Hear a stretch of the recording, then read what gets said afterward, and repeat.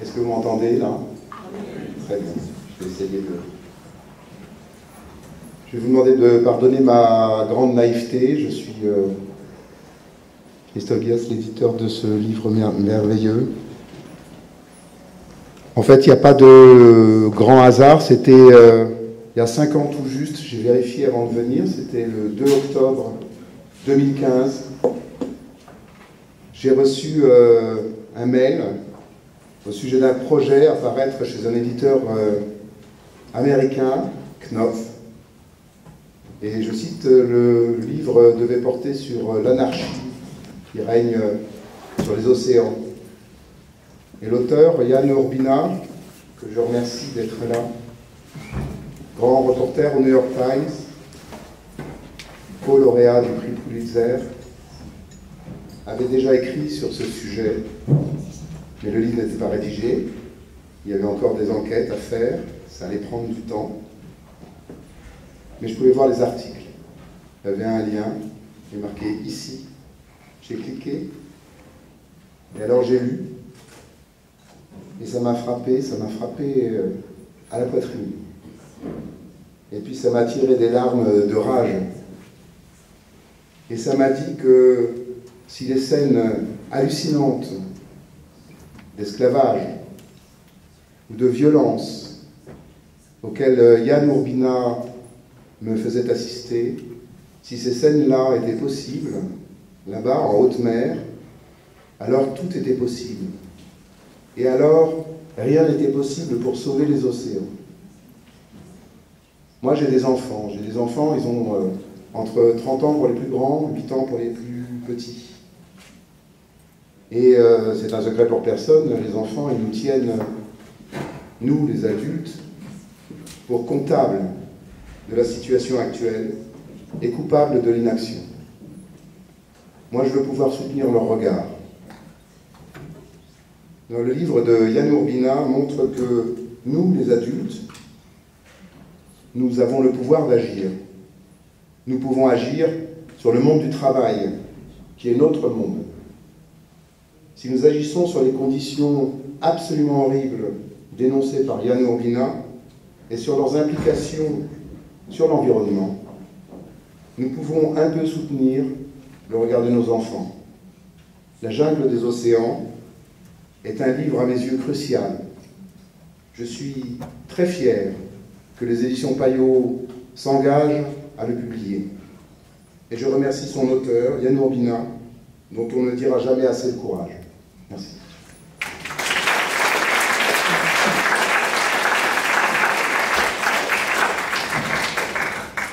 Je sais pas, est-ce que ça marche là? Oui, vous m'entendez bien? Bonsoir à toutes et à tous, merci beaucoup d'être venus nombreux pour rendre hommage et faire honneur à Ian Urbina qui nous fait honneur à Bloom de lui réserver cette soirée de présentation. Mes premiers remerciements en fait, vont à Ian et à son éditeur de nous avoir choisis. On s'est senti vraiment honorés parce qu'il y a d'autres personnes qui auraient pu être tout à fait légitimes et voilà, j'avais décidé de ne plus prendre la parole publiquement. Mon compte Facebook, Twitter, tout ça, ça s'est éteint il y a 3 mois, 4 mois. Mais là, je fais volontiers une exception pour parler de ce travail absolument exceptionnel qui est celui que Ian Urbina a fait en fait au cours de 5 années, parce qu'il a mis 5 ans d'investigation pour nous amener en fait ce témoignage qui est passionnant, qui est bouleversant, qui est terrifiant. Et il a appliqué une méthode vraiment scientifique qui porte en fait, qui donne au journalisme vraiment ses plus belles lettres de noblesse, qui fait vraiment de lui ce reporter d'investigation un journaliste, sans doute un des meilleurs journalistes du monde, parce qu'il n'a pas voulu simplement se nourrir des témoignages, des rencontres qu'il aurait faites d'anciens esclaves ou de personnes qui sont aux premières loges de ces trafics incroyables qui se produisent en mer.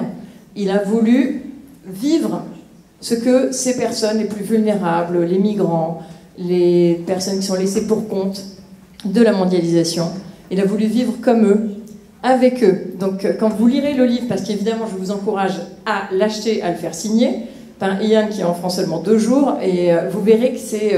on lit ça comme un thriller, hein, on lit ça comme un livre policier, et je dis ça alors que franchement, je me jette plus sur les livres sur les océans, je vous avoue. On en a lu tellement que c'est plus ma première lecture maintenant. Et bien celui-là, en fait, on ne peut plus le lâcher. Il est génial.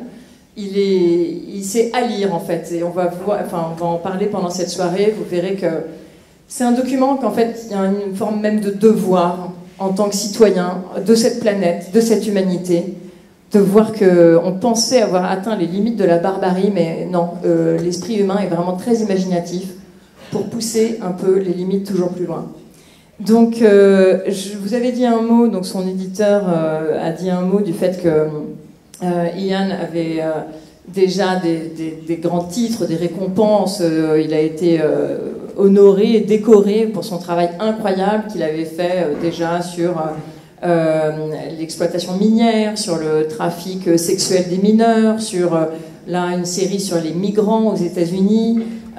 Il a d'autres projets en cours, enfin il a fait beaucoup de choses, et puis il a reçu le prix Pulitzer avec d'autres collègues parce qu'il a fait tomber le gouverneur de New York en révélant un scandale sexuel alors que l'homme se présentait comme le chevalier blanc de la moralité. C'est un peu notre Cahuzac à nous, mais bon, avec un petit mélange DSK, un petit truc comme ça.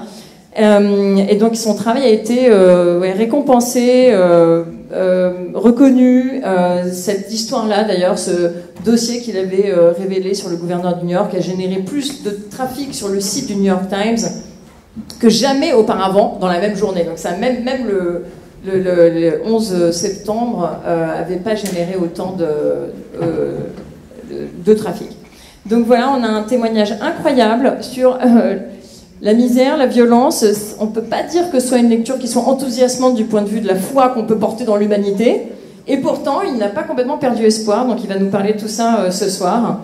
Et donc la première question, qui sera la mienne, parce qu'on a vraiment surtout envie de l'entendre, c'est de savoir pourquoi quelqu'un qui avait enquêté sur des scandales miniers, tout ce qui était en fait assez terrestre, même si c'était parfois environnemental, qu'est-ce qui a poussé, Ian, qu'est-ce qui vous a poussé à vous intéresser à l'océan?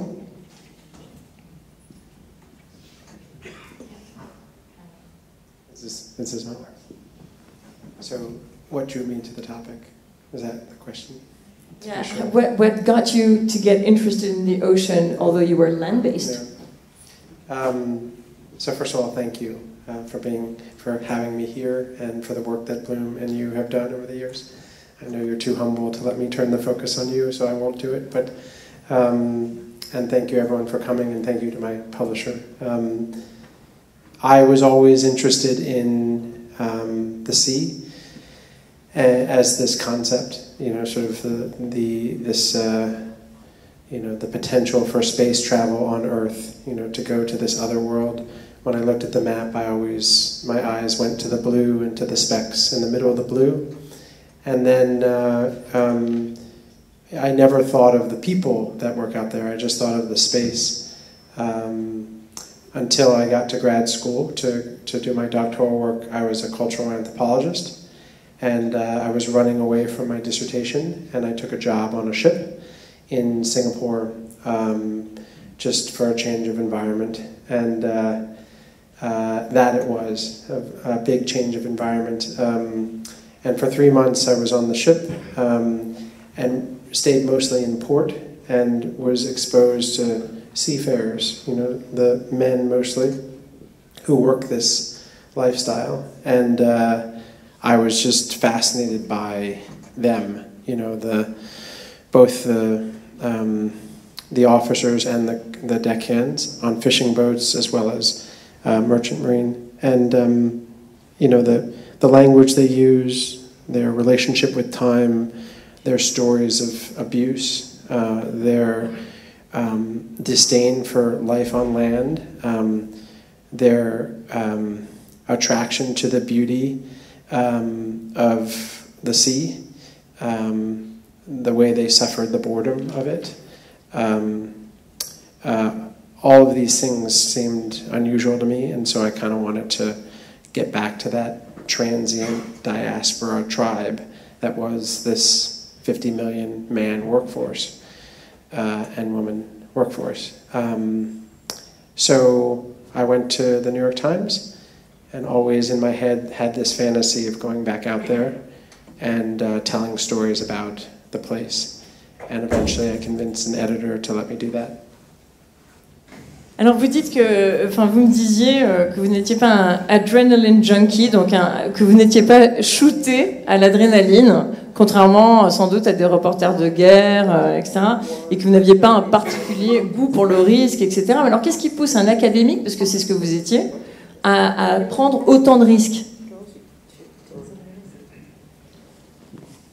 So I think what draws me isn't so much risk, but rather the desire to go to places that are otherworldly, to focus on people that are, in my view, generally invisible, and also somewhat, I think, true to the spirit of investigative journalism, to try to highlight things that are broken. I think those are my main motivations, and they have been, I said over lunch that I kind of wanted to be Jane Goodall when I was a boy. And then I went to grad school and I wanted to be a cultural anthropologist. And then I went to the newspaper and I focused on the same sort of thing, be it teenagers who are living on the street in the US, or coal miners in an economy that's disappearing, or truck drivers, or arms trafficking, or the ocean. These are all very distant places and people and issues that were generally overlooked in my view. And that's what attracted me most of all. Et alors, quand on est anthropologue et qu'on fait du journalisme d'investigation, ça donne une méthode particulière, parce que quand on lit le livre, par exemple, l'entretien avec Long, cet esclave en mer, il y a une méthode très spécifique. Donc, est-ce que vous pouvez nous en parler un petit peu? Peut-être que vous avez envie de raconter l'histoire de Long avant de raconter l'histoire de la méthode scientifique qui a été appliquée à l'entretien. So, first, the story of Lang Long. This is a story of a young man, and in some ways, this is a story, a kind of textbook story of a trafficking victim who ends up on a fishing boat in Thailand in this case, but it could be anywhere. Lang Long was a Cambodian man. He was recruited and offered a job in Thailand. He was desperately poor. The job he thought he was going for was in construction, or that's what he thought. He ended up on a boat instead, and off to sea he went. A couple months into his stint at sea, he attempted to escape and was caught and brought back to the boat. And from then forward, for the rest of a year before he was sold to other boats, he was shackled by the neck. And Lang Long and his story was one of the original pieces that ran in the newspaper about the problem of sea slavery. Methods.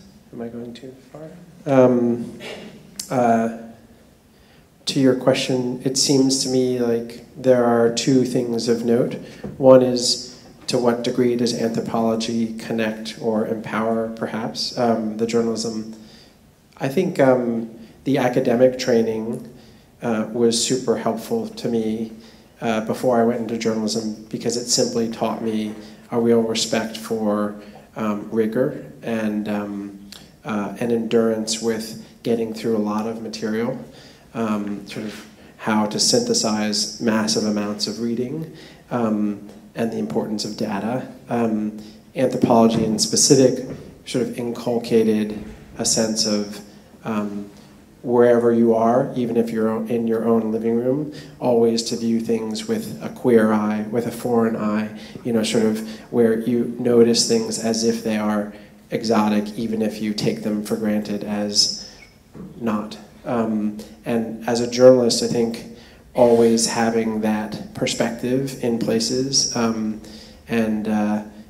seeing things as curiously and naively as you can, and asking questions that you normally might not, I think is what an anthropologist does, and I think it helps to make for better journalism. And then I think you were also asking a psychological question about Lang Long specifically, and I think the academic training helped in situations like interviewing Lang Long, a man who had undergone pretty severe trauma, and also navigating this world in general, because it taught me the importance of taking time with people and letting them warm up slowly to you. And sometimes on ships that can be weeks, you know, before you even ask a question. Or with an individual like Lang Long, attempting to gradually bring them out. That felt very much like the anthropological training. You know, if you're going to go to a tribe in the Amazon or study urban street youth in Detroit, you have to recognize that you're not one of them and you need permission to be allowed into the culture, and you have to earn that permission. And the same thing applies if you're going to a ship or you're talking to a man who has a story you want. So I think those things helped me be perhaps a better reporter. Alors, dans le livre, vous décrivez que avec Lang, justement, avec cet esclave, enfin qui ne l'est plus, parce que vous allez peut-être raconter ce qui s'est passé après, mais il y a une méthode qui est vraiment spécifique. En fait, vous établissez un long silence avant même de parler et d'ouvrir la conversation à la première question, ce qui est d'ailleurs, a priori, qui devrait gêner et créer cet embarras, mais qui apparemment avait été très pensé et précisément imaginé pour, au contraire, comme vous dites, libérer et permettre l'accès. Est-ce que cette méthode-là, de créer quasiment une demi-heure de silence avec l'interlocuteur avant d'entamer une conversation, est-ce que vous l'avez inventé spécifiquement, ou est-ce que c'est quelque chose qui est en fait déjà éprouvé par l'anthropologie? Et est-ce que c'est toujours une recette qui s'applique pour tous quand on veut être autorisé? Did you make it up? Yeah. Or is it like a recipe? No, I didn't. I made it up because it had been applied to me. You know, growing up, you know, my father used to do the same thing to me. I knew I was in trouble, or I knew there was something, but he would just sit there and wait. And I kind of remember, as I got old enough to realize that was a tactic, I thought, well, it could be used for good too. And it also, I mean, it's a manipulative tactic. At the end of the day, journalists are manipulative people.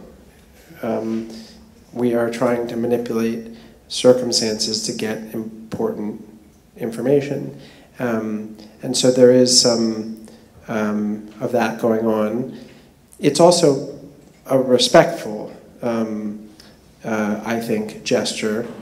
And, you know, if you think, it's just sort of basic psychology to think that this person, Lang Long, he's in a facility, he's been living upstairs. He's only 3 weeks out of this really traumatic situation. I've read his file, I've talked to a lot of people about him. I know his story. I know that he knows there's this reporter coming to talk to him. So when we both arrive and sit down together, and there's a photographer with us and a translator, he's probably going to know what's supposed to happen and expect me to start talking right away, because that's usually what reporters do. And so instead, I just want to let the quiet breathe and give him a chance to either get a little bit calmer and a little bit more nervous at the same time. Why is this guy not saying anything? Maybe I should say something. And I usually would say before, you know, I'd shake his hand and introduce myself, and then I would say, look, I want to collect my thoughts a little bit, is that okay? And so he would be doing me a favor by allowing us to sit there in quiet, and I usually would ask, after a couple of minutes, I would ask the photographer, could you get some water or something? And I would drink first, hoping that then the subject would also drink. And just this time would seem to wear down any barriers or nervousness. And what's interesting is, only upon looking back do I realize that the role of silence is something that travels throughout the book. And in that interview, silence is playing a certain respectful and manipulative and pressuring role. But on the boats too, the culture of silence is a really big force. And the role that silence plays in the hierarchy on these ships and the gesture of respect that you have to show by maintaining the silence when you enter the bridge, and who is allowed to break the silence based on rank in different parts of the ship. These, it sounds very esoteric and academic, but it is real. So this line of reporting really taught me a lot about silence. I went to Thailand and I went to report on sea slavery, specifically in the South China Sea, and the Thai fleet in particular, because there were a couple of factors that made it very pervasive and very acute in that fleet. If you go to the Malvinas or the Falkland Islands, or you go to the waters of New Zealand some years past and look at the South Korean fleet, or you go to the coast of Ghana, you will find, or the coast of Chile, you will find many of these same issues on boats, these sea slavery issues. But in Thailand, or in the Thai fleet and on the South China Sea, you have a huge number of these boats that are mostly occupied by trafficked labor because of distinct variables about Thailand being a middle-class country that really doesn't want to take these jobs. Most Thais don't want to work on boats, and then being surrounded by very poor, very war-torn, desperate populations who get trafficked in and go on the boats. So I knew that there was a better chance that I could find more examples if I went to that space. It may have not been what you were asking, but it's nearby. It's not more violent in Thailand than elsewhere, or is it? So yeah, so my follow-up question was: is it known to be more violent in Thailand, or with what you have as in search of insights with what's happening with the Chinese fleet, you think China is ranking pretty high up there? Yeah, I think the South China Sea has more examples of sea slavery than any place in the world. But the intensiveness of the violence, I don't think, is more severe. In fact, my impression is that if you want to categorize the worst vessels in the world, you'd be looking at the Taiwanese tuna longliners between Cape Town and Montevideo. I just, time and again, over years, kept encountering the worst stories coming from those ships, and we tried to get on them and could never accomplish it. But the South China Sea just has a huge problem, a pervasive problem. Alors, quand on a discuté, puis en lisant le livre aussi, en fait, vous décrivez en effet le fait que ces ouvriers, ces personnes misérables, souvent jeunes, se retrouvent en fait engloutis dans un trafic humain qui passe souvent par aussi un trafic qui mêle à la drogue et au trafic sexuel avec des enfants, notamment des jeunes filles qui se retrouvent forcées à la prostitution et qui vont servir d'appât pour capturer d'autres jeunes qui, eux, vont se retrouver sur ces bateaux de pêche illégale. Enfin, c'est une plongée en enfer, parce qu'après, il y a des conditions qui sont décrites à bord des navires. C'est juste l'enfer. Et donc, vous décrivez tout ça dans votre livre, ça prend un peu aux tripes. Et puis, quand on en parlait aujourd'hui, vous parliez de culpabilité. De la façon dont vous sentiez en revenant de ces reportages ou en vivant ces situations, on voit des enfants prostitués, esclavagisés, en fait, soumis à un monde de la brutalité extrême. Comment on résiste moralement à tout ça? Est-ce qu'il y a encore une lueur d'espoir? Et comment on deal, en fait, comment on se débrouille de ça, en effet, de cette culpabilité de vivre dans un tel confort, nous, à côté?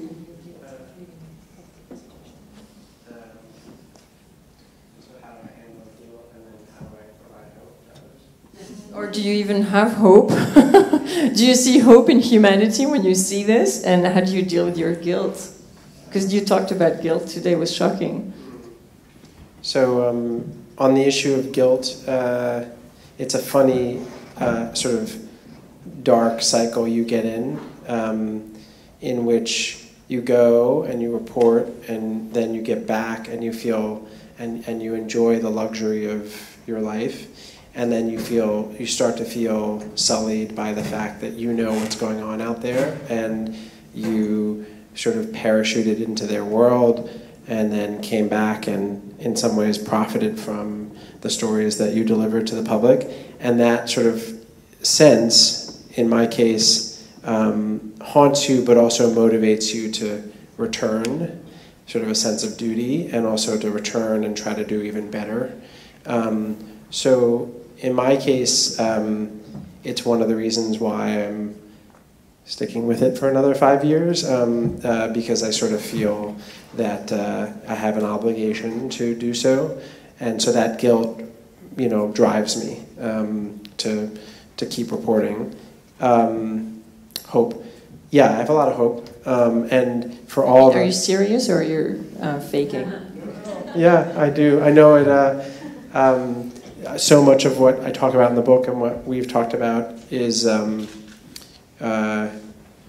the dark side, but there's amazing heroism sort of tucked in there everywhere, and also real beauty, both human beauty and physical beauty, in the environment. The heroism of advocates of all different sorts and academics who are in their own little silo working very hard to fight these things, whether the thing is overfishing or murder of stowaways or arms trafficking or sexual abuse on fishing vessels. I met, and a lot of the journalism was possible only because of those types of people, and they're amazing. To be more concrete, we talk about Lang Long, we talk about slavery. There's this robust and heroic underground railroad of advocates who specialize in helping the Lang Longs of the world. Lang Long got away only because of an organization called Stella Maris that raised the money to buy his freedom, and then that brought him to a shelter and got him away from bounty hunters. You don't see those people very much in the pages because they prefer to stay invisible, but I interact with them all the time, and they sort of help motivate me to keep going because look at what they're doing. And there are a lot of those people, and they're working not just on sea slavery, but they're working on overfishing and all these things. So, and a lot of them are having successes. There is incremental change happening all over the place. So I do have hope. I try not to think about the war. I think about the battles and just fighting individual battles and trying to win those. But yeah, I have a lot of hope.